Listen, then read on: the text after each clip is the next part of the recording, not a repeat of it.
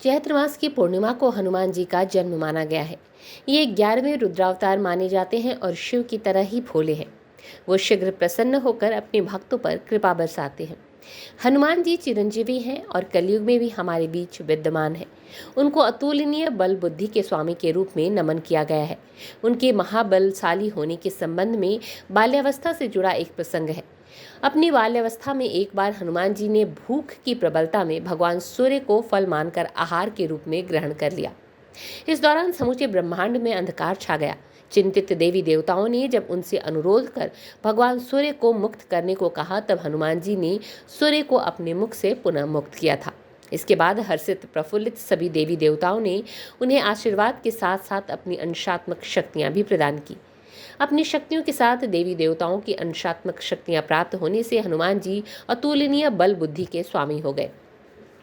संसार या सृष्टि का ऐसा कोई कार्य नहीं जो अंजनी पुत्र के अनुग्रह से पूर्ण और सफल नहीं होता हो। महावीर की आराधना करने वाले भक्तों को भूत प्रेत और बाधा आदि का भय नहीं सताता।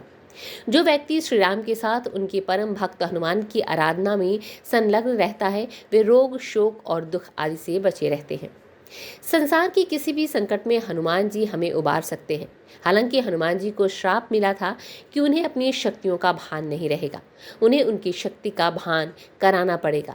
इस संबंध में सर्वाधिक प्रचलित प्रसंग के अनुसार बचपन में अपनी शरारतों के चलते उन्हें ऋषि मुनियों के आश्रम को नुकसान पहुंचाया और उनके धार्मिक अनुष्ठानों में बाधा पहुंचाई, तो ऋषि मुनियों ने उन्हें श्राप दे दिया। लेकिन बाद में अपना क्रोध शांत होने पर उन ऋषियों ने उन्हें आशीर्वाद दिया कि उन्हें याद दिलाने पर अपने बल का स्मरण होगा। किष्किंधा कांड के प्रसंग के अनुसार लंका जाकर मां सीता की खोज का जब प्रश्न खड़ा हुआ, तो जामवंत जी ने हनुमान जी को उनकी शक्तियों का भान कराया। हनुमान जी को प्रसन्न करने का सरल उपाय है उन्हें सिंदूर चढ़ाना। एक बार माता सीता को मांग में सिंदूर भरता देख हनुमान जी ने उनसे इसका कारण पूछा। माता सीता ने उन्हें बताया कि ऐसा करने से श्री राम की उम्र और उनके प्रति प्रेम बढ़ता है। हनुमान जी ने सोचा कि अगर पूरे शरीर पर सिंदूर लगा लिया जाए तो इससे श्री राम की उम्र और उनके प्रति प्रेम अधिक बढ़ जाएगा। ऐसा सोचकर उन्होंने अपने पूरे शरीर पर सिंदूर लगा लिया। ऐसा करने के बाद जब वो श्री राम और जानकी के सामने पहुंचे तो दोनों ने इसका कारण पूछा। हनुमान जी ने जब कारण बताया तो श्री राम और मां जानकी ने उन्हें आशीर्वाद दिया कि जो भक्त उन्हें सिंदूर चढ़ाएगा उनके सभी संकट शीघ्र समाप्त हो जाएंगे और उनकी सभी मनोकामनाएं पूरी होंगी। स्ट्रीट बज़ के लिए भदोही से नितेश श्रीवास्तव की रिपोर्ट। क्या नाम है आपका? शंकराचार्य दुबे यहाँ के पुजारी हैं। हनुमान जी 23 अप्रैल को हनुमान जयंती पड़ रहा है, जिसमें भी यहाँ 10-20-25 कोस के एरिया से लोग भक्त आएंगे और दर्शन करके अपने आप को कृतार्थ हो जाएंगे।